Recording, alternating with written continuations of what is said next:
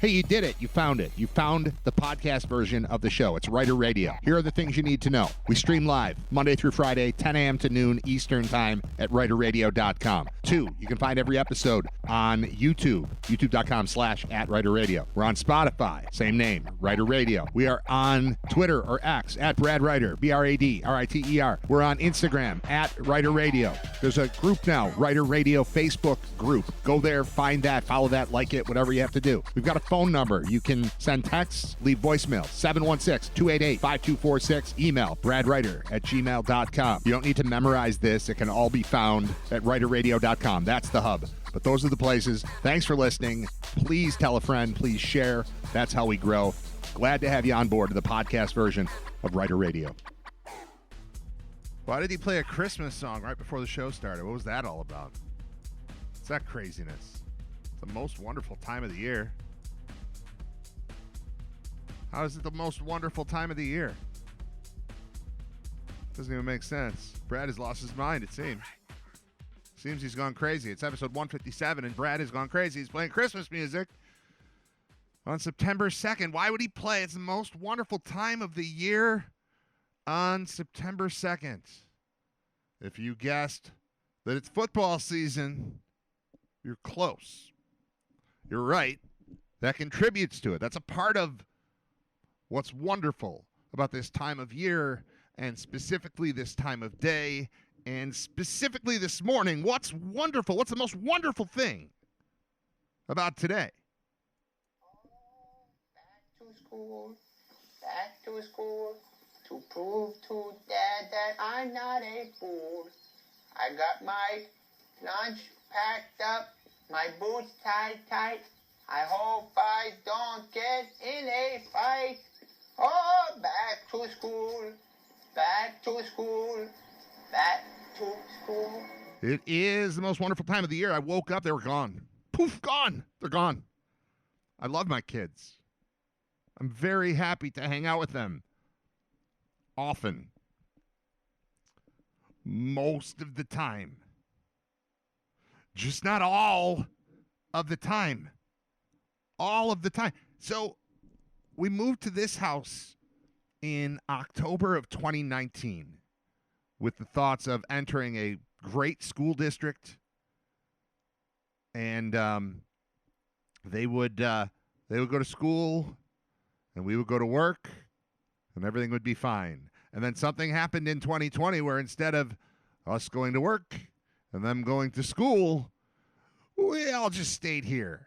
I don't remember what it was. Some kind of there was some sort of bug going around or something. So we stayed locked in our houses for, a year and a half or whatever it was. And then jobs became work from home more than they used to be, which works out great if it's September 2nd and they all go to school.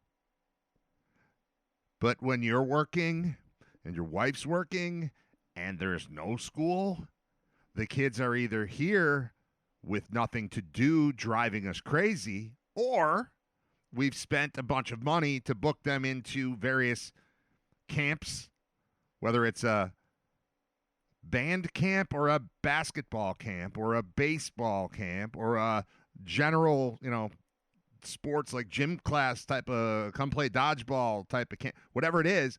It's great when they're there. But you got to take them there, and you got to pick them up, and that gets in the way of everything. The flow of everything is really messed up when the kids are just home, and you work from home, and your wife works from. Everybody's home. When everybody's home, it's hard to get everything done. It is wonderful to wake up and have school open. I know not every district began today. Other areas of the country, they've been going for a couple weeks now. Colleges obviously have been going for a while. But I've got 2 middle school kids and an elementary school kid, and they are back in school as of right now. And that's why we got the treat of Andy Williams singing It's the Most Wonderful Time of the Year, despite the fact that it's not Christmas. I feel great.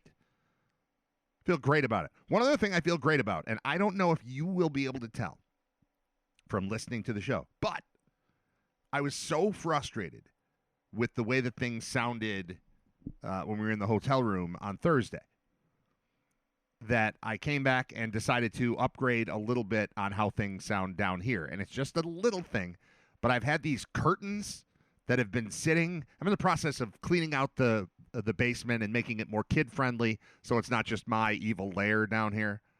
I've got every toy imaginable in the basement. None of it is like the utmost quality. It's just all the stuff I dreamed of.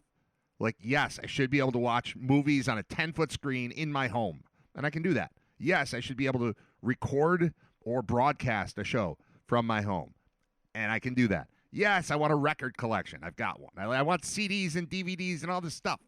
I want LED lights. I want screens everywhere. Most of the stuff has been accomplished, but it's still just a basement. It's not cleaned up and beautiful. It's just a hole where I do a show. And one of the things, I've been holding on to these old curtains that honestly I probably had. They haven't hung up here.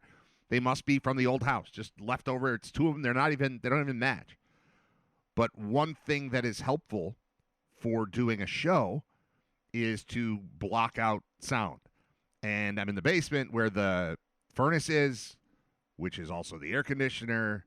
There's a dehumidifier that's running most of the time. There's a sump pump that kicks in on occasion. The laundry gets done down here. And I've got these curtains that I've been hanging on to solely for the purpose of trying to make a studio at some point.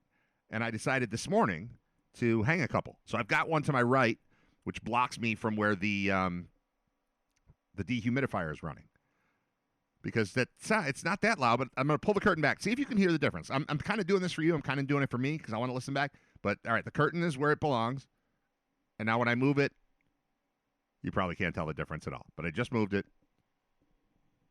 And it is running over there. Kind of depends on how I turn. I've got a headset mic on, so it kind of depends. But the curtain is just a little extra cushioning, little extra divider between me and the noise that's being made over there that I hope makes the show sound warmer and more inviting. Because the pistachio show from Minneapolis sounded cold and uninviting, while very entertaining, I think, and downright hilarious at times, thanks to everyone else, not me. I was a mess. Everybody else was cool. But thanks to that, the show was good, but the audio was crap. And listening back to that over the weekend and then a little bit yesterday, because I put it on yesterday because it was Labor Day and it was the last day home with the kids and I didn't want to do a live show. So we just replayed that. But listening to it, I was like, I can do better. I know I could have done better that day, but not really, because we don't know what it sounds like until we put it on live. But I have upgraded down here. It's not beautiful. I'm still not doing any kind of video podcast. This is radio only, audio only. But I think that when I listen back, I'll be able to tell the difference. And I hope that, over time, you'll just be like, it sounds better. I don't expect you to get like A versus B. Like, this is clearly a better, but just generally speaking, I think this will be better for the overall sound of the show. So I made that improvement. All right. I have a question for you. I shouldn't say I don't have that many. I don't have that many people who I suspect of doing this thing to me. I talked to a lot of people, bounce around a lot. I met a lot of baseball games. So I just assumed, like, my week is go to baseball stuff, go to trivia on Tuesdays, and whatever is going on with UB. Like, that's who I talk to for the most part. So I talk to my parents, but like, I know people from baseball, from UB, from trivia, which is also UB plus Dan Cave. And then I don't know. I mean, I'll go to the store every now and then, but I don't really leave. I don't really do anything other than those things. I did go out of town and see all my college friends a couple weeks ago. Someone at some point told me that the movie Sinners, which stars Michael B. Jordan and Josh's wife, Haley Steinfeld. I always screw it up because there's Seinfeld and then there's Senfield. And then she's Steinfeld, I think. But I want to make her like Stenfield or Steinfield. Whoever. Haley is in the movie, and I was curious because I'd never seen her in anything aside from a commercial during the Super Bowl, I think. And when I became aware that Josh Allen was dating this actress, I was like, okay, I've never heard of her, but that's not crazy. Why would I know a young actress, especially if she's in either kid stuff or superhero stuff or both, which I would consider superhero stuff to be kid stuff, although many people do not. Anyway, she was just not on my radar. Seems cool. I liked when she was talking trash on his behalf when I was watching Hard Knocks a couple weeks ago. Seems great. But I'd never seen her in a movie. It turns out she's like a real actress, like a regular one, not a kiddie one or a superhero one, but like she's in this movie Sinners and she's good in it. But somebody told me that I should watch Sinners. And I'm going to go with he because I really don't talk to anybody that's not a he. He said, don't read about it at all. Just see it. I took that as like the last time somebody said, don't talk about it, don't read about it, don't learn about it, just go to it, was when Buffalo Bills play-by-play man Chris Brown told me in 1999 while we were at training camp in Fredonia to go see the movie The Sixth Sense immediately. Like, go tonight so that we can talk about it tomorrow. I'm not going to say another word. You got to see it, and then we'll talk about it. And I said, okay. And it turns out, I hate, this movie is such a reference point, but it's 26 years old. Like, I don't know who amongst my listeners is going to be surprised by it. There's a big twist at the end, all right? So there's like a massive twist that changes the entire movie. So I get why Chris told me see The Sixth Sense without talking to anybody. It's like, I don't want to explain to you that there's a twist, because you don't want to hear, once you hear the word twist, you're just waiting for a twist. It takes you out of the movie. It's like, oh, this is going to be the opposite of what I think it is. And then you're just thinking about that the whole time because you hear the word twist, it screws it up. So he did it perfectly. He's like, just go see it. So when I'm told to see Sinners, but don't read anything about it, my thought is, there's going to be some crazy thing that happens at the end. And it turns out that the reason that someone, and I have my suspicions about who it is, told me just see it, don't read about it, don't talk about it. I think it's because I'm pretty quirky about my taste in movies. And there are certain phrases that I will see in a movie description that will make me say, that's not for me. Like if I see the word Marvel. Nope. If I see the word castle. No. That's not, I don't want to watch anything with castles in it. If I see the word superhero, and I know that kind of goes back to Marvel, that one's there. We've gone through this various stages of my radio career that I'm quirky about these things. I need movies to just feel real, feel like real stories. There are exceptions. Something can be super well done. We talked the other day, I don't know when it was, maybe it was Thursday. It was about, we caught Batman 2. Batman Returns in the hotel room in Minneapolis. That was good. That was cartoonish, and it was Tim Burton, and it was all like artistic, and I got it.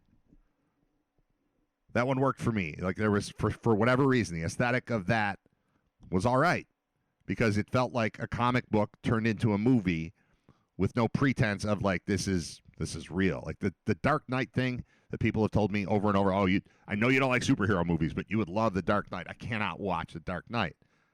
It's not believable to me at all that the Joker exists. I just no. So I can't do that. That said, John Fuller told me that I should watch the movie Joker with Joaquin Phoenix, and I watched that, and I liked it. I didn't love it, but I liked it. That was all right. I was under the impression that I was being done a favor when I was told to watch Sinners without reading about it. My impression was, oh, there's something I shouldn't know. And in like a good way. It turns out, yeah, there's something I shouldn't know. It's entirely the kind of movie I never want to see. And I watched it to the end, and I think it was pretty well done for what it was. But whoever led me down this path to watch this movie that certainly does not fit into my qualifications for things I want to spend 2 hours with, shame on you. My first thought was that it was John Fuller. But I asked John Fuller while we were on the trip, are you the person who told me to watch Sinners? He said no. I said, okay. Also on the trip, I asked Scott Wilson, have you seen the movie Sinners? And he said, no. I said, okay, then it wasn't you that told me that I should do this. And I couldn't figure out who would have done this to me because I don't see enough people, but I have a suspect. Thinking about it, knowing that there's a person who watches every kind of movie. He doesn't judge, but he is one. I spent most of a weekend with the Honorable Ray Walter, New York State Supreme Court Justice Ray Walter was the driver when we went to Saratoga a couple weekends ago. And I think that's who I suspect. I think it's Ray. Because Ray likes everything. Ray likes all the movies. He likes all the Marvel stuff. He likes just the supernatural things, superhero stuff, TV shows about superheroes, Mandalorian maybe. I don't know. Like all the stuff that I just would reject across the board. Ray's into.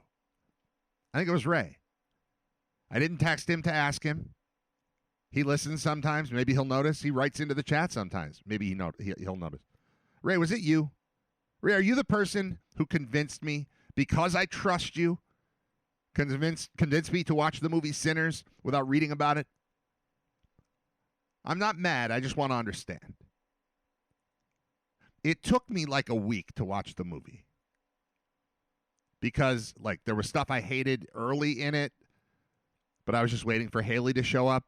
And then she showed up, and she was like super interesting and like fun to have on screen. So all right, I'll stick around for when she's in it, and I'll watch and I'll pay attention. And it's got some blues music in it, and it's got some bluegrass music in it, and it's shot pretty well. It's kind of cool. But real early on, I got a sense that this is not my type of movie at all. And then, so I watched the first night. I made it like 10 minutes. I'm not doing this tonight. The next night, I watched and made it, 45 minutes in. I went, okay, I'm tired. I'm going to bed. It's not that interesting. The next time I tried watching it, I rewound a little bit, and I watched another like half hour. I was like, now I see what's going on.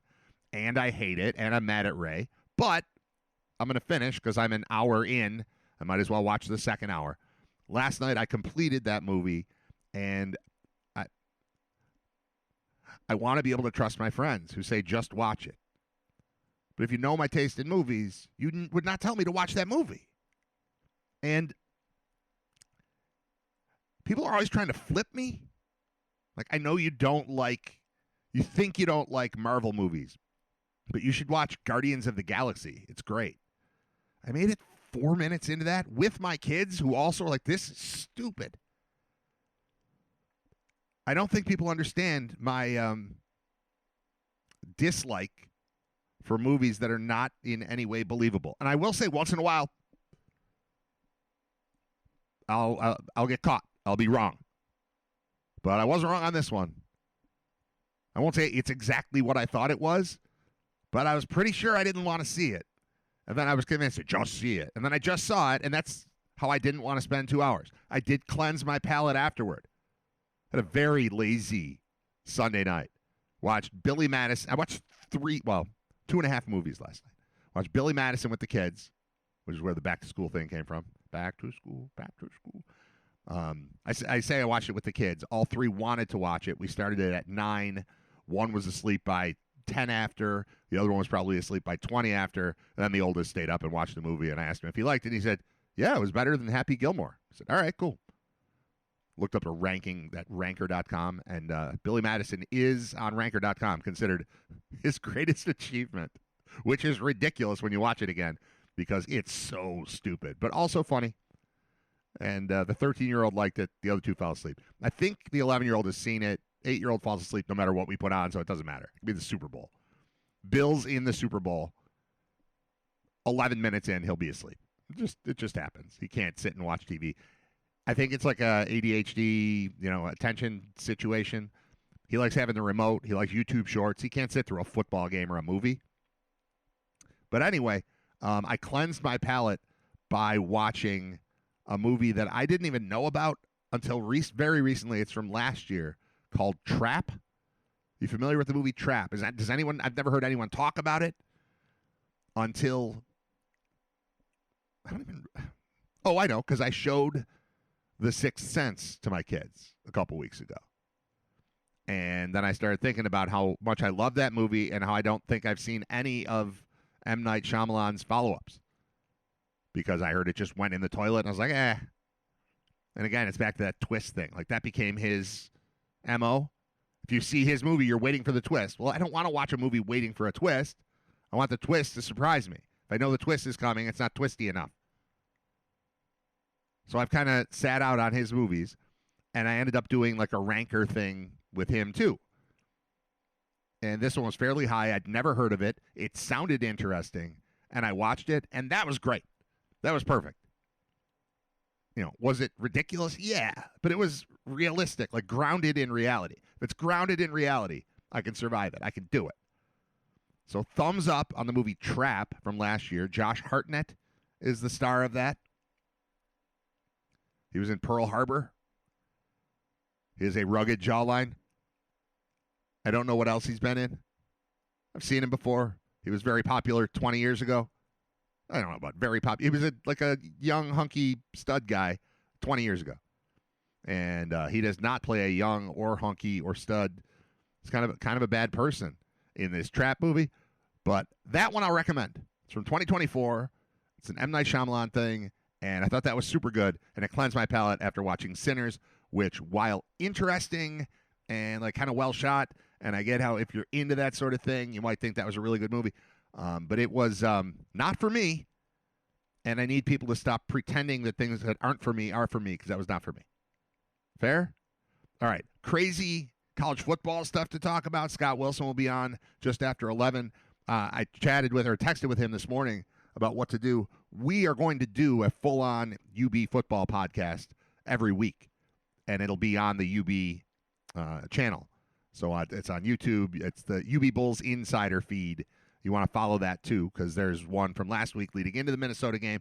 There will be one here between Minnesota and St. Francis. So I texted him, like, hey, we didn't do the show yesterday. You normally come on Monday. Do you want to come on Tuesdays? Like, I don't have a ton, but, yeah, sure. And my thought was, it was a great weekend of college football to kick things off. We'll ignore UB because we did the game. We did last week. We did a podcast previewing the game.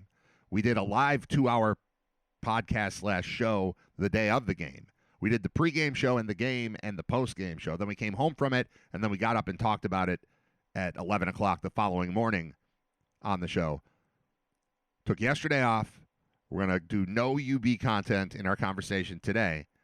And then at some point, I don't know, later today or tomorrow, we'll record the UB pod. We'll put that on. Scott will be on Friday. We'll do the UB game on Saturday. We need a day off from UB talk, because you can't just do the same stuff every day. So we're going to wrap up the weekend of college football, which ended with hell of a performance there by Bill Belichick's UNC Tar Heels last night. Just absolutely, dare I say, frog stomped, to quote Silverchair from the late 90s. Frog Stomp was the name of their album. Australian band, young kid. The Fat Boy song. What's it called? Tomorrow. We're going away too, Fat Boy, way till tomorrow. Frog Stomp was the name of their album. Anyway, the Horned Frogs had their way with the Tar Heels after an opening drive for Belichick's squad, after an opening ceremony. All the luminaries, the North Carolina luminaries in town for this monumental event, where one of the greatest coaches in history takes over this program, and he's going to lead them to nothing. Nothing. Embarrassing. It was kind of awesome to watch. And I guess I'll bring this up when Scott's on. There's no denying that Bill Belichick is one of the greatest coaches in the history of football. But there's also no denying that his legacy / reputation have taken a massive hit in the last 4 or 5 years since Brady's departure. Brady going to Tampa, winning a Super Bowl. Like back then, I didn't think it was necessarily, oh, who's better? Is it Brady? Is it Belichick? They worked together. They were both awesome. But him going south from the time that Brady went away, the drafting was bad. The overall, even the replacement scheme for him leaving was bad. They might be back and have it together a little bit, the Patriots, with Vrabel as the head coach this year. Actually, I was talking to my son yesterday. I think I'd pick them second in the division, but that's just because I have no respect for Miami or the Jets. But you go from just exalted, for sure this guy is the greatest or among the greatest, 5 Super Bowl rings as a head coach with the Patriots, not even counting what happened with the Giants in 1990 or the end of 90, January 91. And not even counting that, but he's great. He's great. He's ruined our lives for 20 plus years. And for that, I tip my hat. But his overall reputation and where his legacy stands, it's just gone south this entire time. And like the young girlfriend thing is just, it's weird. The all the TV stuff where he suddenly is attempting to be a personality. Maybe he was just hiding his personality the whole time he was a coach. I don't know. But it's all just gotten weirder. And then to see him on the sideline he looked like he was in his 180th game of coaching at North Carolina with how exhausted he was by the end of the game. And that was fun. But 3 different top 10 matchups in college football over the first weekend.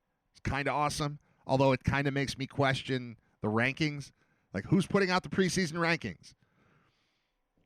Kind of the same people who have the TV rights. Hey, this is number 1 against number 3. Is it? Is it definitely that? Is Texas definitely number 1, or are they traveling to Ohio State and it makes for a better plot line if 1 is visiting 3 on opening weekend? We sure about that? Are we sure that Notre Dame's a top 10 team? Did Alabama necessarily deserve to be where it was before getting kind of beat up by Florida State? A lot of exciting shifting. I don't know when the rankings come out. Is that today? Should be today, right? It's going to be a lot of movement. But, preseason rankings, where do they come from? Nowhere. So here we are. All right. We've got some comments here. We'll play a song. We'll get on with our lives. On time and under budget when I checked in, I don't know, like quarter to 10. We're up and running. We're good. We're rolling. I said, real show today. We're back. Jay Miller, one of the best college football opening weeks I can remember. Yes.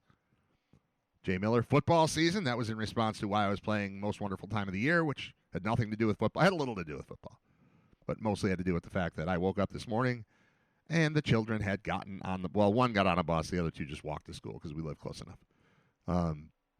They're gone. And they won't be back for hours. And this is going to happen on a daily basis now. That's what's beautiful about it. I like when they just go to Darien Lake or something. Sleep over at my parents' house. And they're gone for a couple minutes. Gone for half a day or something. This is all day, all year. Starting now, all school year. Feel great about that. Again, I look forward to when they come home. But I also very much look forward to when they get on the bus and go to school. Or strap on the backpack and walk to school. No Hallmark Channel in the hotel in Minnesota is tragic, Brad. Oh, is tragic. Brad failed. Bulls lost. No Hallmark. What a horrible trip. But fun as hell. LOL from Arbo, who also says Peach Festival in Lewiston this week. Going to eat some peach cobbler. And well, you should. Peach Festival. That's so much more appealing to me than a corn festival. Nothing against corn. I love corn. But Peach Festival. Come on out and get the cobbler. Doesn't that sound way more attractive, way more appealing? Like, yay, that sounds like a happy thing. A corn festival sounds like work. Come on out, shuck your own corn. Pull all those strings off. I know they don't make you do that, but this is just the image I get from a corn festival, even as a kid. Like, want to go to the corn festival? Like, no. Ooh, let's go to Sand Fest. Dirt Fest. Rock Fest. Like, well, rock sounds like music. There are things that are appealing as a child, and there are things that are not. Peaches. Peaches. Come on out for some peach cobbler. Come on out for corn. Corn what? Just corn. So, yeah, Lewiston. Sounds good. I'm not going. But I get why you would go. It makes sense.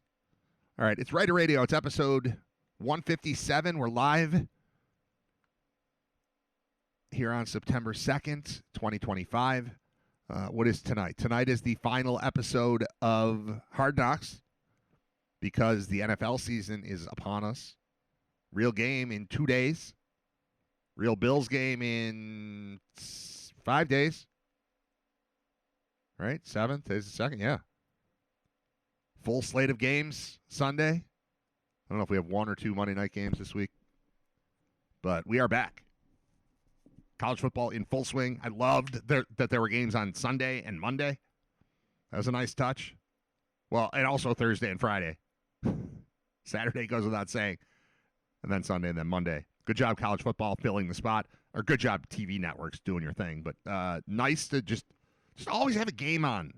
That's part of it being a wonderful time of the year as well. There's always a game on. There's always an option. Even if it's 2 teams I don't care about, here's the good news. If I don't know anything about them, I've got the Phil Steele college football preview.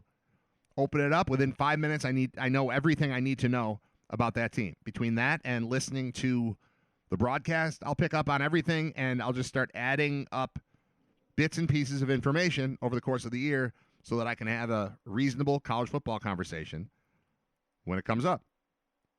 It's tough when you work with Scott Wilson, who knows everything there is to know about every team and every coach and coaching staff, and he knows who the assistants are and where they used to be. He just knows that stuff. And yes, he's got the book for reference to help solidify his knowledge, but he's got like a working, just flowing knowledge base that I have to put in the effort to try to keep up. But I'm doing it. And it's going to be a lot easier to do when the kids are in school. Like, I was talking about how I'm cleaning up the basement to make it a little bit more kid-friendly. They want to hang out down here because there's so much stuff down here. They've got plenty of stuff upstairs. But if you like music and video games and sports and screens and things and lights and noise, this is the place to be. And foosball, like, this is the place to be down here. But they invade my space. I want to hang out here and do radio things. They want to hang out down here and do Fortnite things. Well, that doesn't necessarily work. And I don't mind it on occasion. But when I'm doing the show and I finish the show at noon and now I've got to spend, I don't know, half an hour editing and uploading and doing all that stuff, and they're already down here. Can we do this? Can we play with this? Can we do this? It's like a lot of what I'm doing involves me listening and paying attention to what I'm doing. And you two arguing over Fortnite, or you three arguing over Call of Duty World War II, shooting each other in Normandy. It gets in the way. It's distracting. My overall point is I'm glad they went back to school today. End of report. I didn't pick any songs. I picked like the advance, or maybe did I pick one extra one? Nope, all my stuff went away. That's cool. Forgot to hit save. It's all right. It's fine. The kids are gone and I feel good. What artist do I feel comfortable playing right now that everyone's going to enjoy? You don't have to all enjoy it. I mostly just need a break. I've been playing way too much Green Day lately. It's just burned into my head because of the kids. Zach in particular, it's like his favorite thing. And for about a year, I don't remember the last day where I didn't hear a Green Day song. Like, it just, whether it's in the car or just bleeding through the vents from upstairs, whether it's the CD version or the MP3 version or streaming version or a live version being played by Zach, who plays Green Day on his guitar all the time too. I don't remember the last day I went without hearing a Green Day song. I'm going to see if I can do it today. See if I can get through a day without Green Day. And I like them. But I'm going to try to skip for one day. Do I ever play Nine Inch Nails? I don't know that I've ever played Nine Inch Nails on the show. I'll try that. And do this one for 4 minutes and see where we go from there. I'm Brad. It's Writer Radio. Scott Wilson's going to join me just after 11 o'clock. We'll talk college football, among other things, with him. If you would like to chime in via the chat at writerradio.mixlr.com, mixlr.com, feel free. Also, the podcasts are always available after the show at Spotify, really anywhere you get your podcast, but they go to YouTube also. One exception I learned today is that the Thursday episode, which was the pistachio thing in Minnesota, did not go to Spotify. So that did not go out as an audio podcast. I'll fix that. So when I put up the one from today, when I put up number 157, I'll also put up 154. It's one of the coolest chunks of audio that I've ever put together. It just doesn't sound great, but the show itself is awesome. I listened back to it, and it was funny because there were four of us involved. It was Scott and John and Paul, Scott Wilson, John Fuller, Paul Peck, all in our hotel room in Minneapolis. It's all there, but it's not up as an audio podcast. It is on YouTube, but it's not elsewhere. So I'll fix that and get that taken care of, and I apologize to whoever it was that said, I rely on you for free, reliable content or something like that. Yeah, I get it. I feel the same way about the podcast I listen to. It's just tough when I'm doing the whole thing and there's little tricks and you're traveling and doing things from hotel rooms and all that sort of stuff. So, all right, quick time out. We'll be right back. I'm Brad Ryder. It is Ryder Radio. This portion of Ryder Radio has been deleted for the podcast version. If you want to hear everything that happens, listen live weekdays 10 to noon at writerradio.com. Writer Radio continues, episode 157. Scott Wilson will join me in a few minutes. I didn't really make a plan with him. We just said around 11, and then I end up, because I usually try to go to 10:30-ish and play some music, and then go toward 11 and play some music, and that would be when I would call Scott, and I didn't do anything to make a plan to actually call Scott. So, Scott, if you're listening, you just want to call in at like 11, that'd be cool. Otherwise, I'll put on one song, call Scott, and then come right back. That's kind of the plan. It's episode 157. We do have a phone line. You can call or text. It's more for voicemail than live calls. I haven't even mentioned the phone number in a while. 157 episodes in. We've got this line set up. I haven't used it much, but it's there. You can send text. Mostly people communicate via the chat right on the live stream, which is fine too. Comment at any time on like YouTube videos or Spotify posts or whatever. Just interact. The more you interact, the better. I don't know how you operate as far as how you listen to things. If you're one of the people listening live right now, obviously that's a whole different thing. But as far as podcasts are concerned, however you follow them, do all the stuff that you do. Subscribe so that you automatically get it. That counts as a download. It's all this weird little stuff. The more subscribers, the better. So if you subscribe on anywhere you see it, just subscribe. Like, share, do all the stuff that's helpful to me. That's all I ask of you. Thank you. Not only is it football season because we just watched a full bonus weekend of college football. There was week 0 last week. Then this was week 1, and we had Thursday action, not limited to UB in Minnesota, but another couple games that day, handful of games. And then Friday, there was football. And then Saturday, there was a ton of football. And then Sunday, there was some football. And then Monday, there was football. And now today, there's no football, but that's fine. Because football returns Thursday, NFL style. And the Bills are playing on Sunday. Mark 5 minutes ago as the first time that it clicked in my head that it's not just here comes football season. It's the Ravens are coming in for Sunday Night Football this week, and it will be on TV. I guess it feels farther away has felt farther away because there was all the college stuff to get through, including a UB trip, and now there's still all the NFL to get through on Thursday and then all day Sunday before we get to Sunday Night Football with the Bills. So it still feels a little bit distant, but it should not. They're playing. And reading a story from Pro Football Talk about this game, the Ravens aren't looking at Sunday night's game as just the first of 17 they'll play in the regular season. It's common to hear some version of that from teams playing games early in the year, but Baltimore is heading up to Buffalo for the opener. And that's also the same place where their 2024 season came to an end. The Bills knocked the Ravens out of the playoffs, and Ravens left tackle Ronnie Stanley said he and his teammates are well aware of that as they prepare for this weekend. Here is the quote from Stanley. That team sent us home out of the playoffs, so I don't think it's just going into a normal game per se. We were very unhappy with the result last time we were there. A lot of us will give anything to leave there with a dub. Pretty standard. He's not really talking trash. Just saying, yeah, it sucked. I didn't like losing there. We're going to try to win. You're allowed to say that. Defensive tackle Nnamdi Madubuike agrees with Stanley and said the Ravens want to get that bad taste out of their mouths in week 1.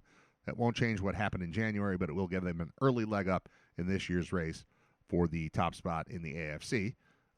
If they can win.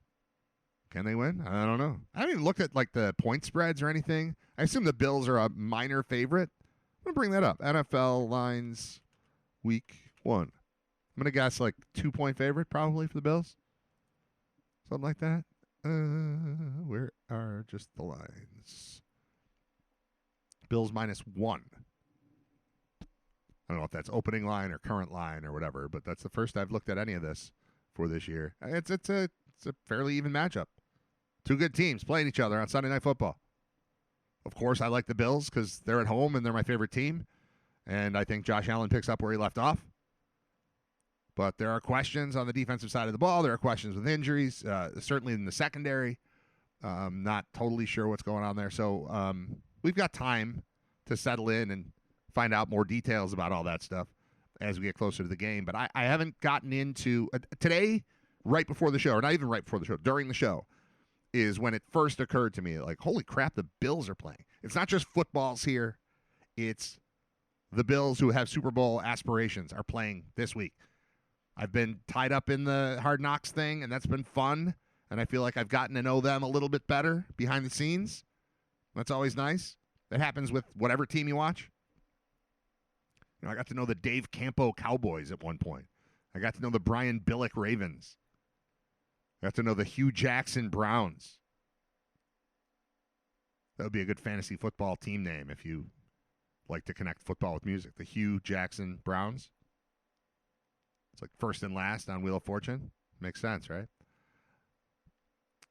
So you get a little insight, and you kind of get to, like, you become attached to some of the players. It's usually the guys that don't make the team, or guys that wind up on the practice squad, or guys that just barely make the team. When it comes to, watching teams I don't care about. When it comes to the Bills, it's just like, yeah, give me more. Just download more of these behind-the-scenes side conversations. Let me understand more about the relationships between these players and what makes them function, how they function as an organization, as a family, and that whole thing. That's cool. All right, 3 quick comments from the chat, and then I'm going to play a song and call Scott, unless Scott wants to call me. So, Scott, if you're listening, you can just call me, or otherwise I'll play one song and call Scott. After these comments from the chat. How about Belichick's kid coaching? Not sure they have great resumes. I would think it would be hard to motivate players if they're at best a backup long snapper at Rutgers for a year. Seems like nepotism at its best. Yeah, I don't know how the dynamic works there. Like, oh, man, Bill Belichick is here. This is awesome. And then you get there and you just get stomped. And I don't know how camp has gone. I don't know how the overall vibe of the program, but it looked ugly on TV last night. And it looked like a sleepy team that was uninterested. And, maybe it was just a rough night. Maybe they're fine.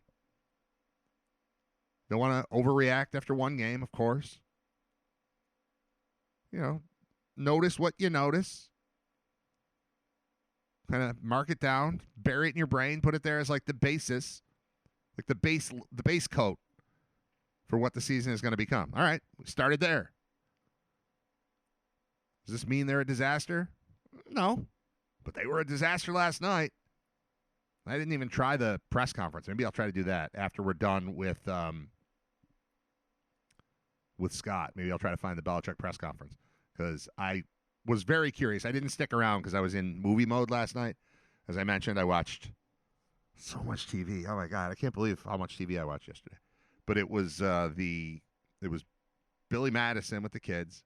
That ended. I watched the end of the North Carolina game. Then I watched the end of Sinners. Then I watched all of Trap, which is a movie from last year that I do recommend. And then I watched most of the new episode of Kill Tony, which had one of the all-time moments in, I don't know, broadcasting history, podcast history, certainly Kill Tony history, that I don't want to ruin for anybody who has not seen it because it just aired last night for the first time. But it was something. It involves Donnell Rawlings, who you would probably know best from The Chappelle Show. It's not called The Chappelle Show. It's called Chappelle's Show. But he's Ashy Larry on Chappelle's Show. And I interviewed him once, and he was wild. Like, I didn't know him at all. It was just me talking to him on a phone. And he was full on, like, in character doing stuff. He was awesome. He brings energy to the stage. And he did that on last night's episode of Kill Tony, and it bit him. It got him pretty good. So if you don't watch the show, sorry. If you do, you're in for a treat when the thing happens to him that happens to him. All right, I do have to play a song. Oh, the other comment, sorry. Penn State cost me $100 giving up a meaningless touchdown with 25 seconds left. Bastards. Georgia first week, Marshall. Then second week, Austin P. Some college teams have had real soft schedules. And then both Belichick's sons coach at UNC, yes. All right, song, and then Scott, and we'll continue with episode 157 of Writer Radio. Seriously, the songs went away. I forgot to hit Save Palette. I already don't remember what it was that I had lined up. I'll just play this REM song. No, that one didn't work. Maybe this is... Oh, come on. That was going to be... I'm not playing Floyd. You guys don't want Fish. I slide a Fish song in on occasion, but it's never like, here's Fish. I was just like in between, just slips up in real quick. All right, how about Nirvana? Do you want to do Nirvana? Oh, I'll do You Know You're Right, which has been on the show before, but this is like the secret Nirvana song that not everybody knows. That's really cool.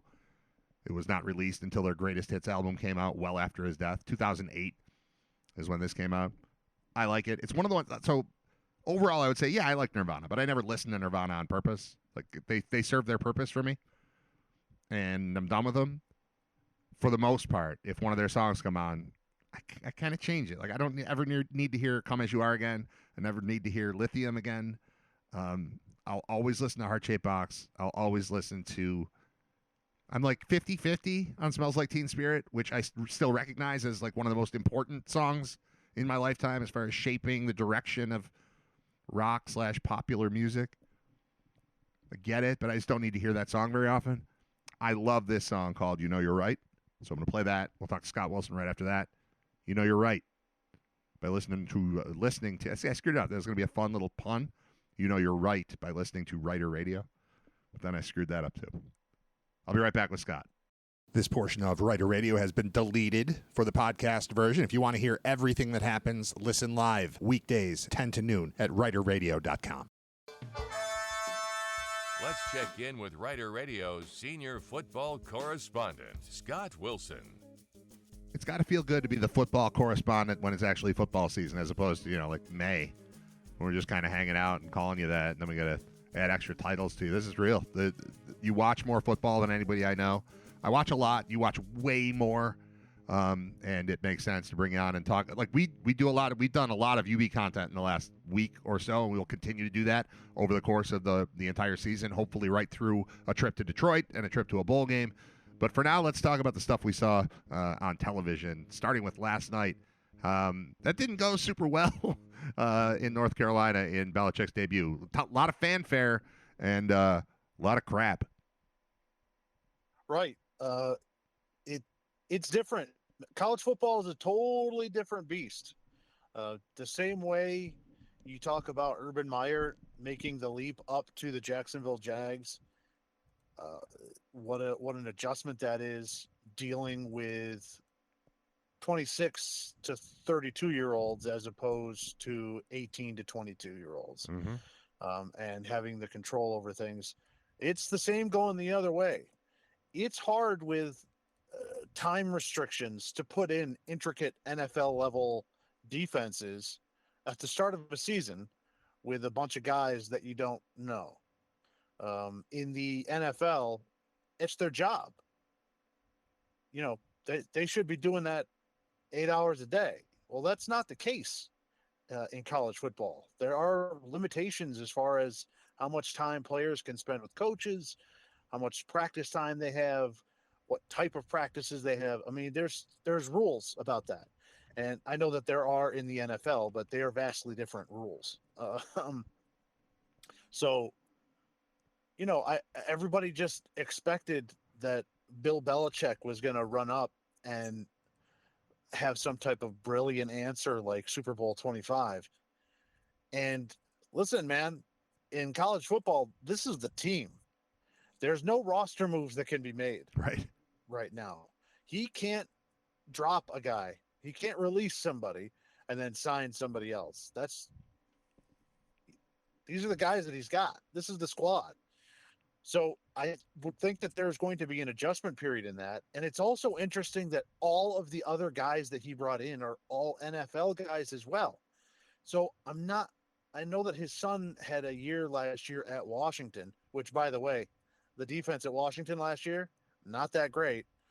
But, you know, the general manager that he brought in, Lombardi, he's an NFL guy. He's trying to do NFL defense. I never really understood what this was going to be. And yesterday was a stark reminder that, hey, you're in a different world now, man. Those 6 Super Bowls, they don't mean anything here. Honestly, it doesn't mean anything, because if you're not strapped up and ready to go and you don't have the guys on the field, there's going to be a bunch of Christian kids from Fort Worth that are going to come in with a big horned frog mascot and absolutely destroy you. And that's what happened. They ran into a pretty good team from the Big 12 and they got absolutely murdered. They didn't tackle well. I mean, everything I had to hear, especially the pregame, but for the last week or so, was Bill Belichick. He's getting used to everybody. He's got 70 new players on the team, but they've got okay talent. But the difference is going to be that he has his team down with all the little pieces and all the little things, and they won't hurt themselves. Oh, okay. They gave up 2 defensive touchdowns. Yeah. And they can't tackle anybody. Cool. You know what it looks like? It looks like somebody from the NFL spent all their offseason doing interviews with their hot girlfriend and not recruiting. That's what it looked like. And in college football, that dog doesn't hunt. I'm not saying that they couldn't get a huge influx of money and be able to go out and in this offseason, they're going to spend, you know, they could spend $35 million on players, set a new record, and get the whole thing in there. But as of right now, I don't see that happening. So when do they turn the corner? I don't know. They've got the nepotism angle on defense too with his son. I don't know. This hasn't been painted as much of an experiment as it should have been, because this is a massive experiment, the same way it would be for a longtime college coach to go to the pros. And I think, in fact, it's a bigger switch going the other way.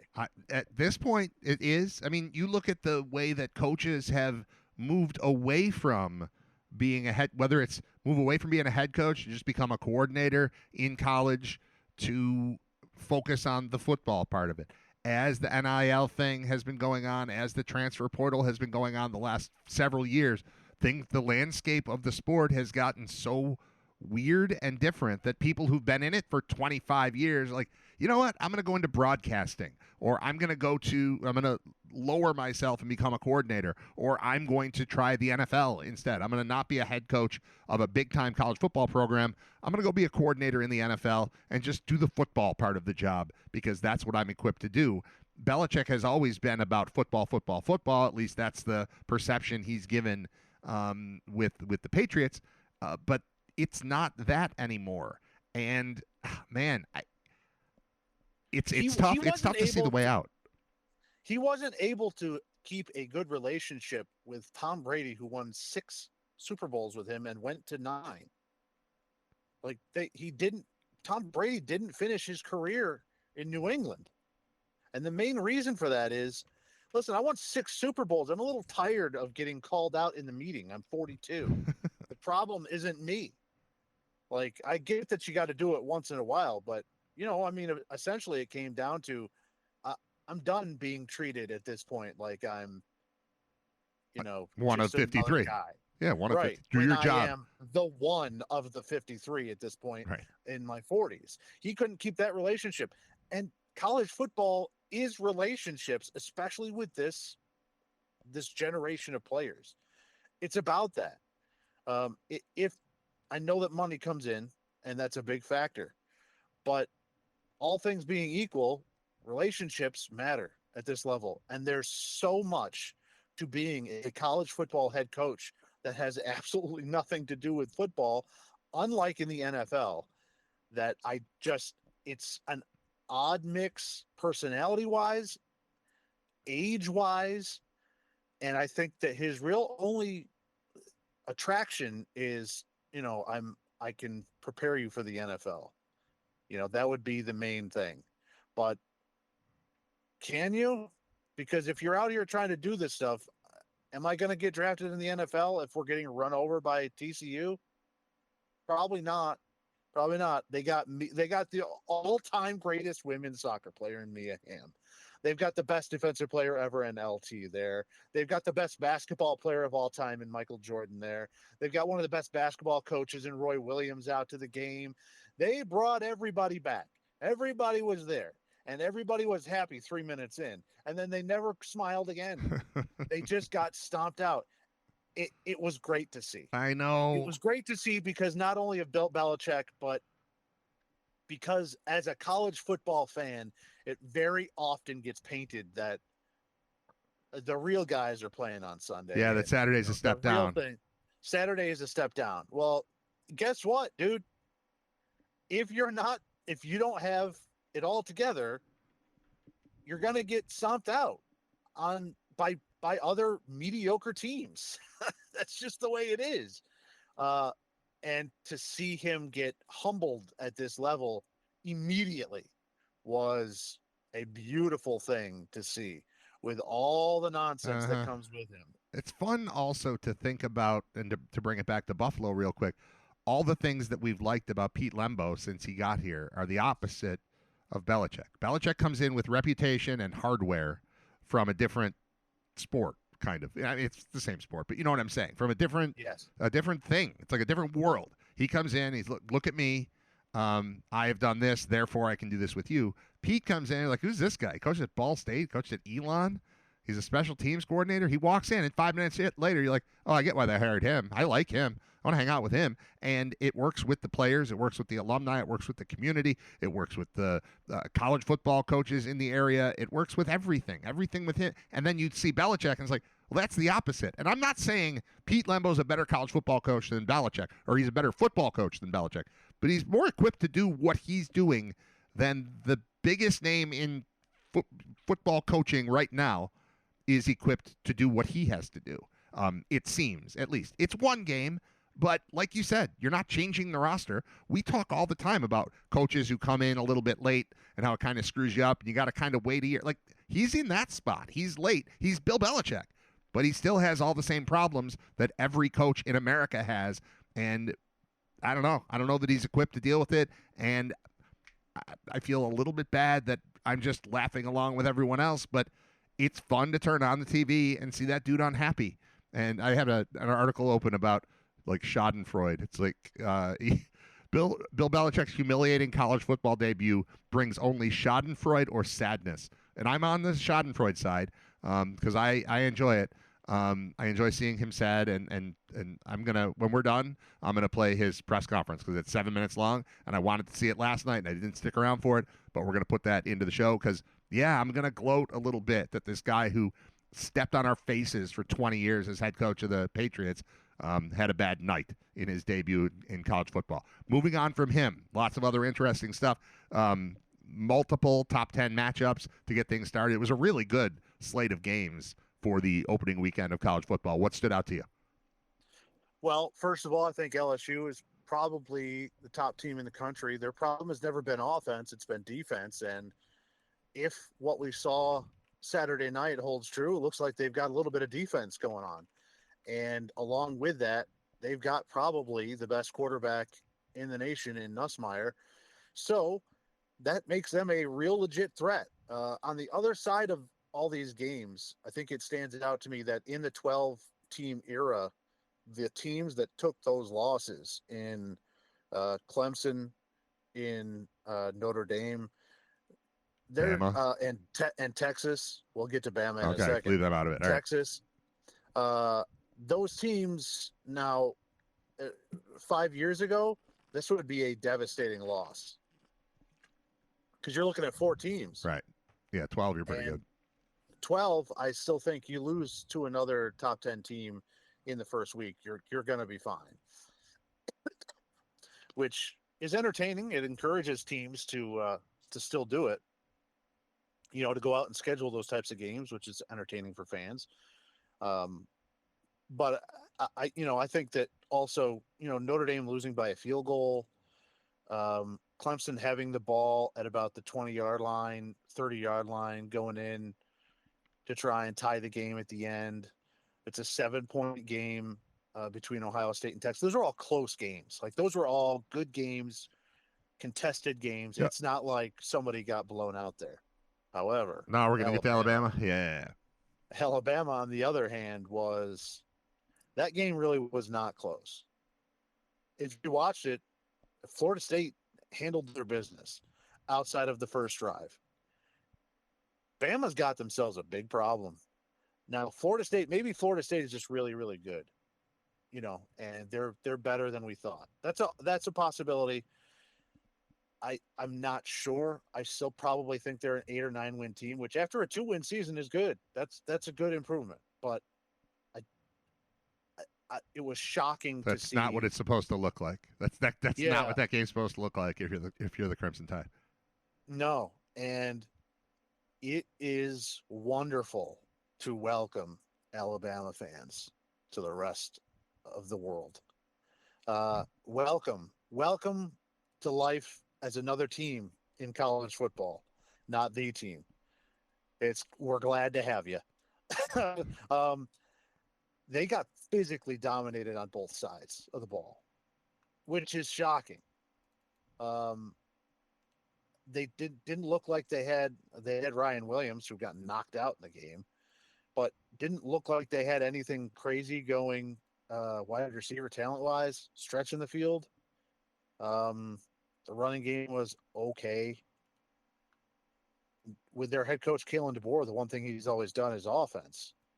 So if he's not even going to be putting up points, like if you're losing games 38-35, you say, all right, well, we got to get the defense figured out. One more stop. You're scoring 17 points. I mean, that's not what they signed up for. And I think one of the big things that you're seeing right now at Alabama is actually something Syracuse basketball is going through right now, that for a long time, Syracuse basketball had Jim Boeheim, the Hall of Fame coach, a national champion winner, who was able to get people to the program that wouldn't ordinarily do it because of the name draw. And the same thing was with Saban. People wanted to go and play for Saban. He's going to get me to the pros. He's the best coach. He runs the best program. Well, in the process there, neither of those programs really built anything sufficient to pay players, to have the NIL that all these other programs have, because it was all kind of flowing and coming because of one person. Well, Saban's gone now. And now they're kind of like they have to pay. They're going to have to keep up with the Joneses like everybody else, and the infrastructure isn't there. So they're still playing from behind with that. And it's going to be very interesting to see what happens. His Kalen DeBoer's buyout is $70 million. And when you're trying to pay players, it's a lot harder to come up with the buyout money now. Before, you weren't paying the players. So the only thing that you were really putting money into was either facilities or coaches. I mean, for Alabama, what's that going to do to them if they go to donors and they have to scrape together $70 million and they're not giving that to players? Where then what? Then you're just bringing in another coach, and that coach is going to say, "Hey, can I get 30 mil a year?" No, because we just played. Right. We just played the last guy, so I can't give you the money to buy the players now for you. So it becomes this vicious cycle. They're, they've got Louisiana Monroe coming up, so I mean they're going to get right, but they have already lost more games in a year and a game under Kalen DeBoer to unranked opponents than they did the entirety of the tenure of Nick Saban. Uh-huh. They've lost 4 games already as 14-plus point favorites. Saban did it twice. I mean, they're back in here with the rest of us. They are back at the bottom with the rest of us now, and it's going to be interesting to see if they can claw their way out, because it's not just the poor tackling and the technique and everything else. There was a lack of effort on some of those plays, and it was pointed out pretty well on social media with clips, and it was shocking, and it's very clear, to steal a Patino phrase, Nick Saban ain't walking through that door. He's retired. I mean, he'll stop by practice because he still lives there and say hi, but this ain't his boat. So it's up to whoever's left on the boat to figure it out. Yeah. And I'm not sure if they have what's necessary to get it figured out. They've got LSU coming up like in a couple of weeks. Mm-hmm.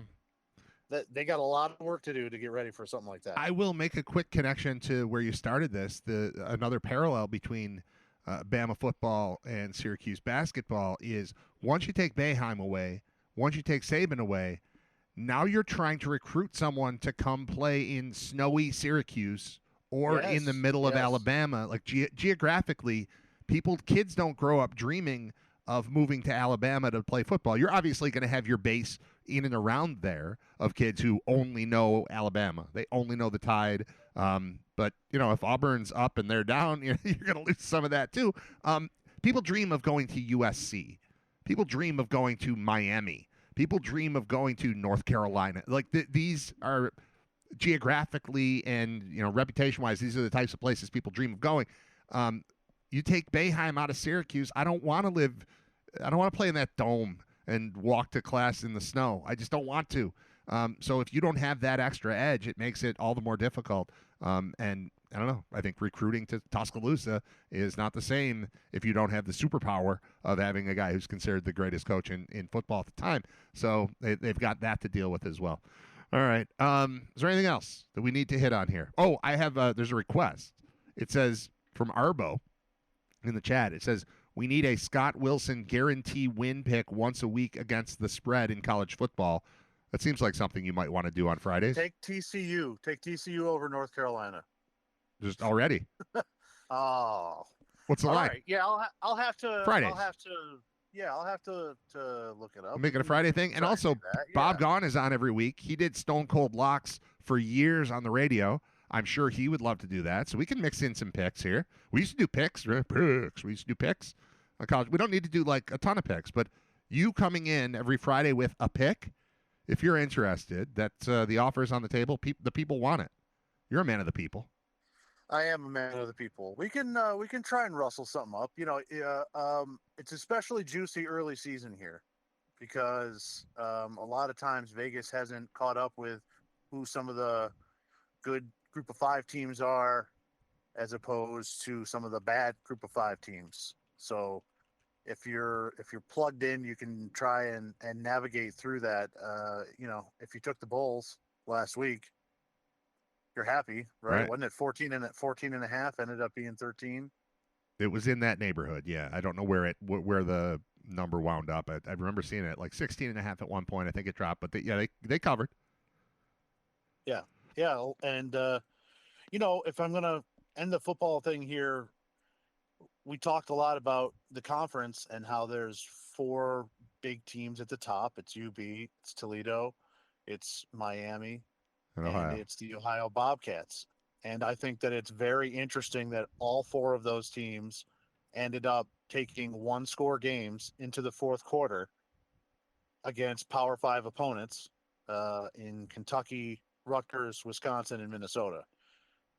I mean, it makes to me it makes it clear that what we all thought kind of coming into the season was pretty true, pretty accurate. That those are going to be, as of right now, barring injuries, the top four teams in the league, and they're going to be really stingy to get rid of. And all of them kind of do it in a different way. I think the Bulls more defensive. Um, Ohio does it a little bit more offensively.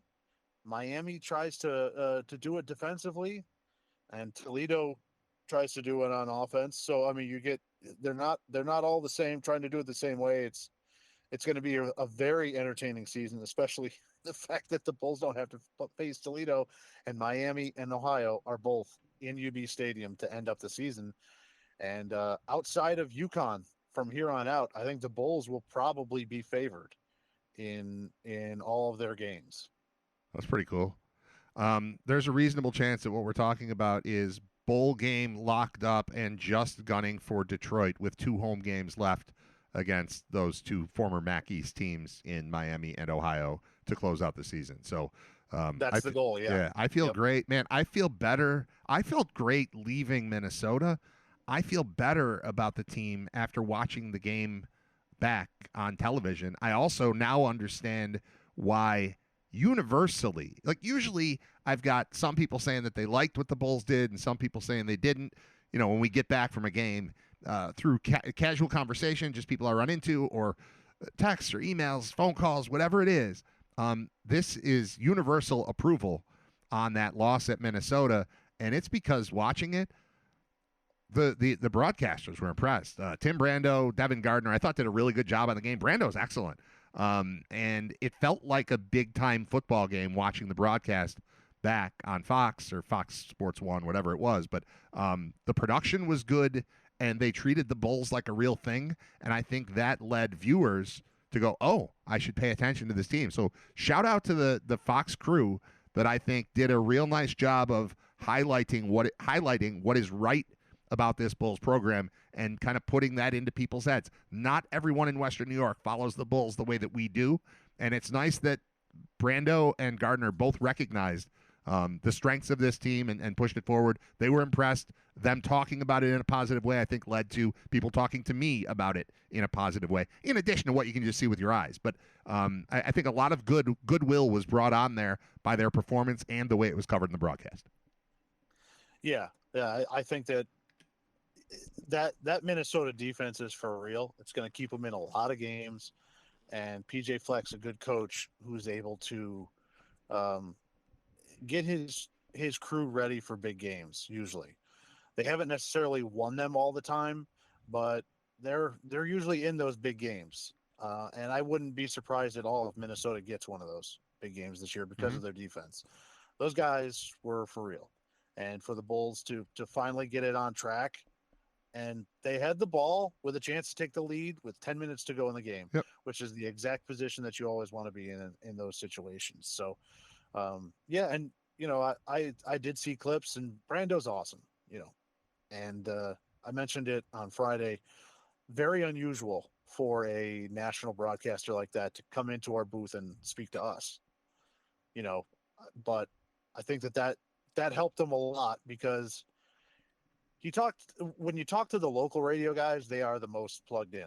They know what's going on and what needs to happen. And I think it helped him out a lot when he walked in and we're like, I don't know, man. I think we're going to be pretty good. Yeah. This is going to be tough. And fourth quarter, we're probably going to be tired because they got better depth. But I think we're going to be there in the fourth quarter. If they don't wreck us their defensive line doesn't wreck the game, I think we'll be okay. And in the first quarter, the defensive line wrecked the game, and then after that, we were okay. Yep.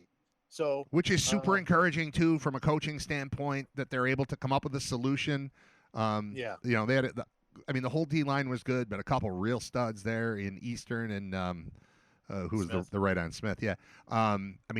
They looked unstoppable. Like, oh, this game's not going to work at all. The Bulls had negative yards for the first few drives.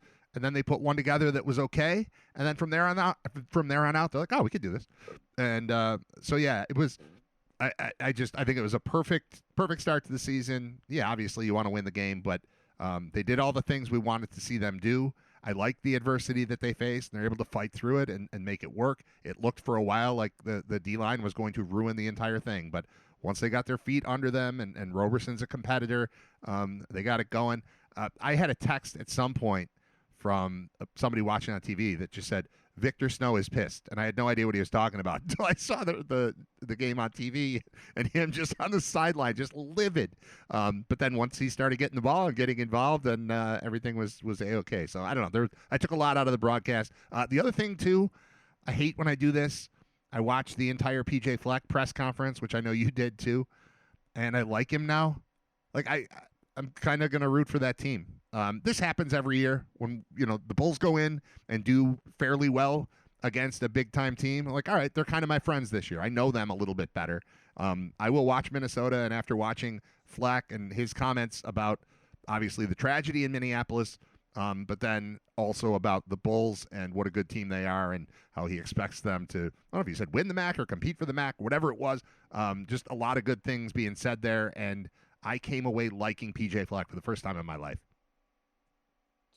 Yeah, I was actually surprised at how little the tragedy was acknowledged there at the game. At the game, yes. I missed it. They did a maximum 5-second moment of silence that absolutely no one was silent for. Yeah, and they said thank you. They started blowing things up, and they had planes fly over the building, and then we played football. Yeah, it was a very quick, very brief thing. I expected a lot more to be said or mentioned about it, but it just kind of wasn't. He's a real annoying cat, PJ, but there are some moments when he's turned down that he becomes fairly likable. Yeah. But if you catch him when he's turned up, he's very unlikable. He's very unlikable. Yeah, but I liked him. I liked him after the game. All right, I'm going to let you go because we talk a lot. We will. You can catch Scott. We'll dig into what we just talked about a little bit, but way more in depth on the UB Football Podcast, which is a part of the Bulls Insider podcast series. So find that, subscribe to that. Scott and I are doing a Bulls themed podcast. We'll do some Bulls stuff on this show, but specifically like a Bulls thing every week. You can catch that. So we'll talk to you on that at some point this week, and then Scott will be back Friday at 11 o'clock, and he'll bring you a pick, we think, for college football. Yeah, I'll work on a pick. Work on a pick. We'll see what we got. I don't like giving you all these assignments. You got the pick. We got the Hallmark game that we play. It's a lot of stuff to do, but it'll be fine. We'll be good. All right. Thanks, man. All right, see you. All right, there's Scott Wilson, our senior football correspondent. Quick timeout, and then I want to hear Bill Belichick's press conference. I got the truth detector hooked up. Let's do that when we return in just a moment. Stick around. It's Rider Radio, episode 157.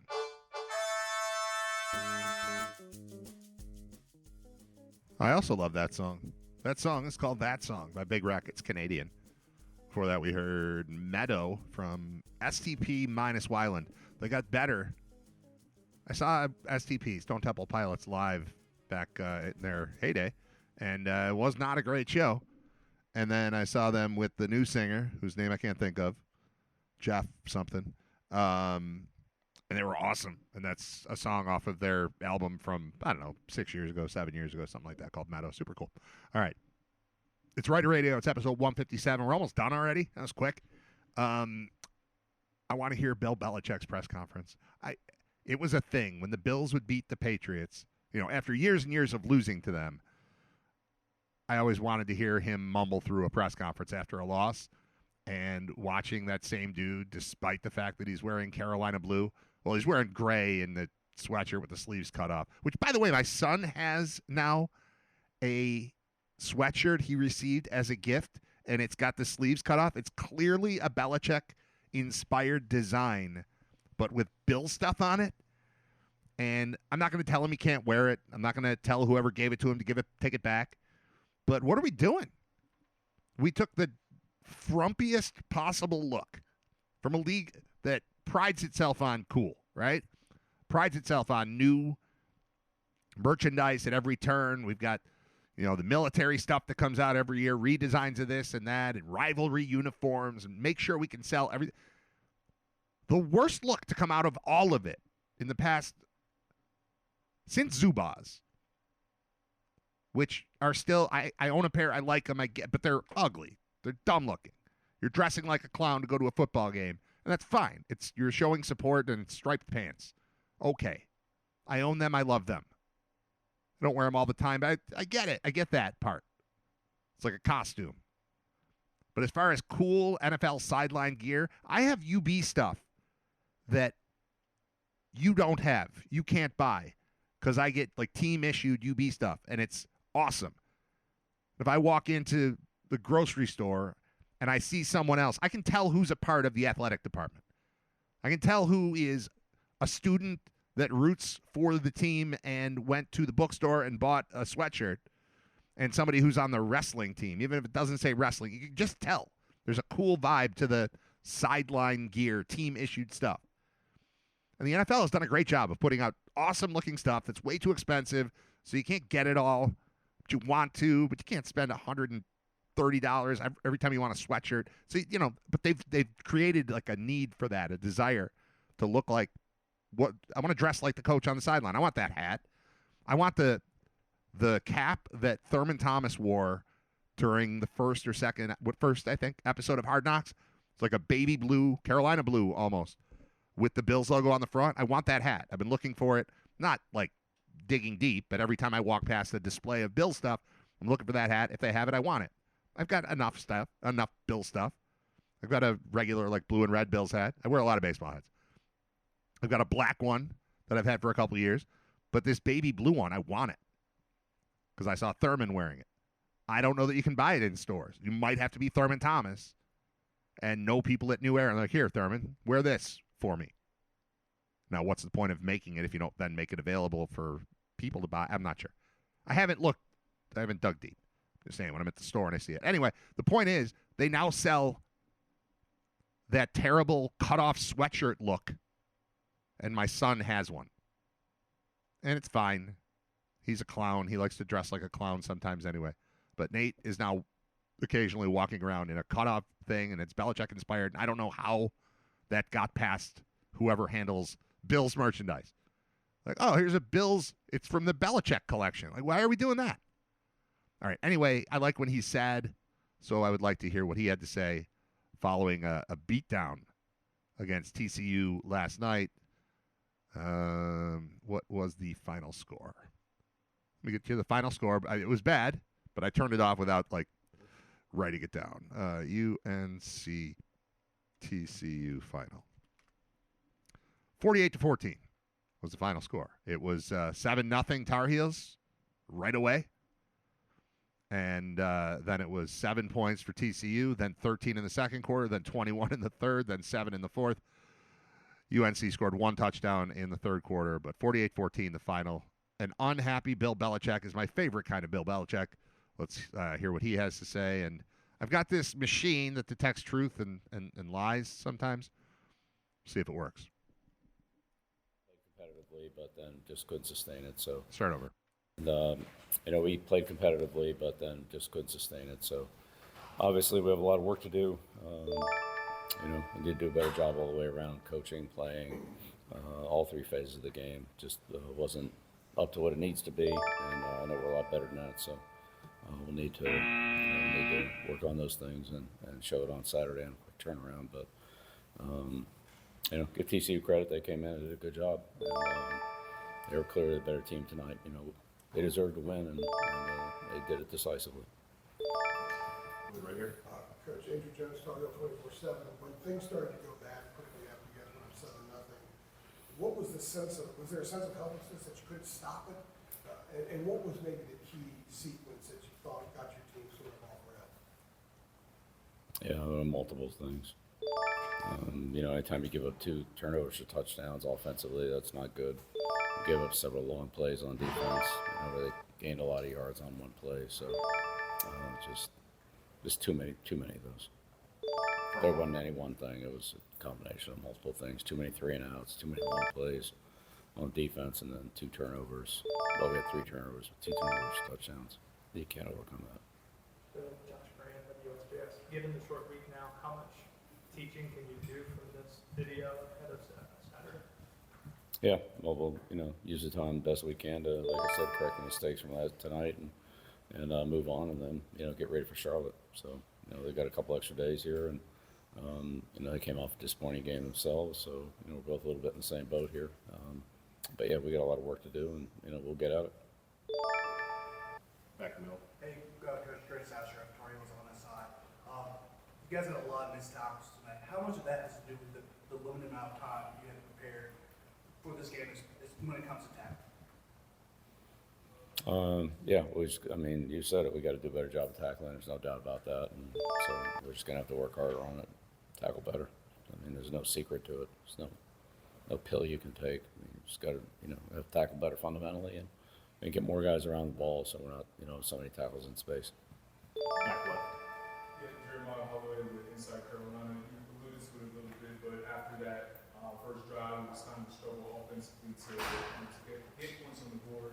What in particular, from your vantage point from the sideline, was TCU doing to kind of get you guys out of the loop from the offensive standpoint? Yeah, look, they just outplayed us. They outcoached us. They were just better than we were tonight. That's all there was to it. They controlled both sides of the line of scrimmage. Their skilled players played well, and they did a lot more things right than we did. So I give them credit for being the better team. They certainly deserve it. Back right. This is kind of boring. I want it to be better, but it's week 1. We'll keep an eye on this as things devolve. Yeah, we'll see how Gio is. They took him off, took a look at him. Hopefully it's not too bad, but we'll see. Give Max a lot of credit. He came in there after. I got to pause this. So I turned on the game. I didn't watch most of the game. I turned it on. Like I said, I was watching Happy Gilmore with my kids. And when they go to bed, I come downstairs. Like, all right, let's see what's going on in football. I knew that they were down from monitoring the score and also from text messages I'm receiving, mostly from Scott, about UNC getting annihilated in Belichick's first game. I turn it on, and literally the first thing I hear is a sideline report about, and when it happened, he was screaming. He was screaming loudly. And then it turns out it's their quarterback, I believe, who was screaming loudly. I don't know what the injury is. I watched 8 minutes of the game and read a little bit about it, and now we're listening and talked to Scott about it, and now we're listening to the post-game news conference with the truth detector hooked up because I enjoy sad Belichick. Being off for a long time and, hung in there, made some plays, in a tough situation. So, give him a lot of credit for what he did tonight. But we'll take a look at it after we see where things are at here and go from there. I don't know. It's too early to tell now. Dennis Cox, 99.9 The Fan. Where did the breakdowns after that first drive happen in the run game offensively for you? There were multiple. Biggest thing was they had trouble getting off to the linebackers, and they float over the top. We didn't get to them like we needed to, and we got beat in a couple of one-on-one situations. And if you don't make yards on first down, then you're in second and third and long, and it just we ended up with too many 3-and-outs there in that second quarter. So first down really helps you a lot on second and third down. We just didn't do a good enough job on first down tonight. Peacock, who's an observer, you talked a lot about going into this about kind of trying to figure out what you had and what you were building. Were you surprised at the way things snowballed sort of in late in the second quarter and into the second half? Well, we'll just keep working and keep grinding away. We're better than what we were tonight. Were you surprised? We'll just keep working. That's not an answer. Look, I need a second or a third thing. There's the yes noise. There's the no noise. Where's the, hold on, that's not what I asked at all, noise? I guess I do that with my mouth. Right, but we have to go out there and show that and prove it. So nobody's going to do it for us. We'll have to do it ourselves, and that's what we're going to do. Front row on the right, okay. No, it's not targeting for a second. What was your message to the team in the locker room after a game like this? Yeah, I usually keep my comments to the team private between myself and the team, but obviously we have a lot of work to do and we need to get through it. That's the long and short of it. On the right here. Yeah, Aaron here today. We saw you on the field before the game, walking around, watching your team, watching TCU. It's obviously a great environment. I'm curious for what you envisioned of a college game, what this experience was like coming out and participating in that. Yeah, it was a great environment tonight. I mean, fans were awesome. It's great energy in the stadium. For 10 minutes. You know, we just didn't do enough to keep it going. And we got to play better for the energy to be sustainable. There you go. Right next to the right kid. Bill, Brian Marks from The Athletic. You mentioned the fans, the atmosphere was sort of what you wanted, what you were hoping for. What would sort of be your message to fans who were maybe disappointed by the result and the way that it went as far as sticking with you guys? Yeah, I know what I've just been saying. We're going back to work and, you know, we're going to get better. On the left. Aiden Johnson, Tar Heels Wire. Bill, so y'all alluding to the earlier question, short week preparing for Charlotte. You know, what are some of the top things or the top things you want to see from your guys in practice this week to prepare for, you know, another opponent in such a quick time frame? Yeah, again, the biggest thing is we have to correct some of the mistakes we made tonight. I mean, we just can't perform well doing some of the things that we did. We got to be better than that. And then obviously we got to deal with Charlotte and the problems they present. But we had too many self-inflicted wounds that we have to eliminate before we can, you know, even worry about addressing our opponents. So we'll start with that and then move to Charlotte. If they built an AI bot and turned him into a coach, he wouldn't have to actually coach a team. He was just the coach that comes out after, like, Belichick clearly doesn't enjoy this, right? Doesn't like coming out and talking into a microphone after a loss. If they just built an AI bot, this is what it would look and sound like. Like, you just teach the bot, no matter what question you're asked, you answer the way you want to answer. So you ignore the question and then just say, work hard, tackle better, get to work, watch the film, got to be better. There's like 17 little phrases that you build in, but they're all the same phrase. And that's Belichick. This is watching a robot. This is watching artificial intelligence deflect. This is coach speak at its finest. Second row on the left. Coach Swanson, the Lions observer. Coach, obviously some injuries with the offensive line. To what extent do you feel like that was an issue for you all tonight? Well, I mean, every injury is an opportunity. So, you know, somebody's out, then somebody else is in. They have an opportunity, and so we'll work with those players and work for them to get better. I think we have enough players. We just have to perform better as a unit, you know, coach better, play better, work better on our fundamentals. There's no shortcut to it. We just got to work harder and do a better job. That's all there is to it. Last one right here in the front row. For clarity's sake on the quarterbacks, if Gio's available Saturday, does he got to start for you guys? Well, let's see where he's at. You know, I don't know. It's a short week. We'll see. I don't know what his availability is right now, so I don't want to speculate on that. He doesn't. He doesn't want to speculate on anything. If he's available, will he play? I don't know. It depends on where he is. And I do get that. That is true. Because it's not a black and white if he's available or not. Is he good to go? Yeah, kind of. If this was the championship game, would he play? Yeah. If it's week 2 against Charlotte after we just lost 48-14 to TCU in my debut, and I didn't love how he was playing before that. Did you hear him screaming? We'll see.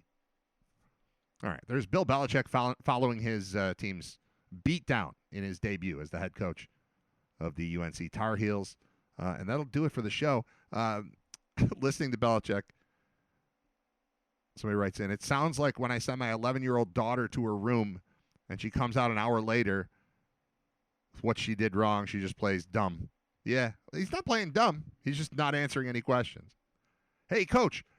Before you came here and talked in the microphone, which you clearly hate doing, you were in the other room talking to the 100 kids that you're mad at. What did you say to them behind closed doors when we couldn't hear you? It's like, well, I'm not gonna tell you that. That's why we did that in there. Like, I get where he's coming from. Some of it's got to be incredibly frustrating. Answering stupid questions sucks. And answering the same questions over and over sucks. But you make it suck more when you give the same exact answer regardless of the time or date. and you've done the same thing for 30 years as a coach. Oh, we got to work harder and get better and get better. Like, that would be a fun little counter. How many times that was like 7, I closed it, but it was like 7.5 minutes long. How many times did the word better get uttered in that press conference? 100? I mean, he was using it 6-7 times a sentence, or per answer, I should say. Assuming he's speaking in complete sentences, which I don't care if he does or doesn't. I don't. I interrupt my own sentences with newer, better sentences all the time. It's a curse. That's why I sound crazy when I'm talking sometimes. So I start a sentence, then I think of a better one, so I just abandon the first one and move on to the next one, and it makes me sound like a raving lunatic. I recognize that. I see that in myself. Oh, this thing's still on. I meant to turn that off. All right. We're done for the show, or we're done for the day, excuse me. That has been episode 157. If you have not heard episode 154, which was the Minneapolis Pistachio Challenge, and you missed it live, and you haven't had it in podcast form, I didn't realize it hadn't gone out the same way. So I'm going to upload today's show and last Thursday's show, both today. So look for 2 new episodes in podcast form moving forward this afternoon, really within the next hour or so. You know what's cool? I can concentrate on it because the second I turn off the microphone, I'm not going to have 3 kids in my face asking if they can play Fortnite or Call of Duty or Madden or 2K or whatever it is that they want to do because they're at school. Thank you, school. Thanks for coming back, school. I appreciate it. Now, I will say this, despite the fact that I absolutely love my son's teacher that he's starting today, day 1 of 4th grade. This is our last year of elementary school. The youngest one is in 4th grade. He's got the same teacher that both of the other kids had, and he's everyone's favorite, and I'm psyched that he's in the class. There's a email that came in an hour ago from him. It went out to all the parents. Great to meet everyone. Appreciate everyone who reached out, blah, blah, blah. We're having a fantastic first day. Attached, you'll see a slideshow that mirrors the classroom information packet you received at open house. Please reach out if you have any questions or concerns. And then I open the thing up. It's a PDF, and it starts with a picture of him. I like him. He's cool. We've known him for, 5 years now. He's the cool teacher that talks about sports all the time and, jumps into gym class and plays with the kids. He's awesome. And then there's pictures of his kids and him with his wife, and it's awesome. And then there are 1, 2, 3, 4, 5, 6, 7, 8, 9, 10, 11, 12, 13, 14, 15, 16, 17, 18, 19, 20, 21, 22, 23, 24 more pages of this PDF, of this slideshow. It's a slideshow in PDF form. I'm never going to read them. I hope my wife does, but between having 3 kids, they're gone. You got them now. You got them. You can keep all this information to yourself. Let me know if my kid's causing problems in your classroom. We'll straighten it out. Let me know if he does something exceptionally well. We'll congratulate him. Other than that, I'll have this in my email forever. But this 25 or 26 page document on what they're doing in 4th grade, I'm not going to read it. It's very well put together. I apologize. I appreciate the work that the teacher puts in here. But I'm not going to, I can't keep up with the daily schedule of 3 kids in school, especially with 2 of them in middle school. They've each got 8 teachers. At least this, he's got 1 plus art and gym and music and stuff. But I can't do 27-page document. They're gone. They went to school 3 hours ago, and you got them. And we'll see him at 3:30 or something like that. But you got him, and I'm not reading your document. I appreciate the effort put into it. He's our favorite teacher. But I'm not reading that. I've got the band teacher wrote to us. Another band thing, 7th and 8th band handbook. We got a lot of band stuff going on. This is all today. Transportation update. Did the bus come? Did he get on it? Good enough. I accept. I promise that I trust you to handle the kids, and you just send them home at the end. But you guys keep them. That's our arrangement here. That's the deal. You take care of it.